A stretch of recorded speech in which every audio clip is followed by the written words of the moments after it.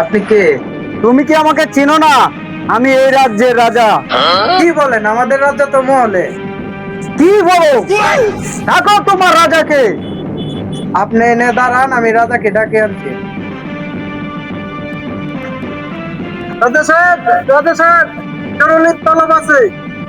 কি হয়েছে প্রহরী? কিসের তো জরুরি তলব?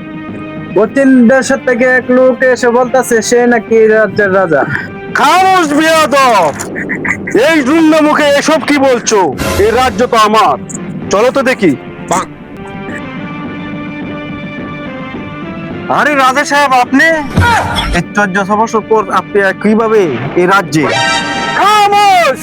তোমার উপরে যে দায়িত্ব দিয়েছিলাম বল, তুমি কি করেছো আজকাল?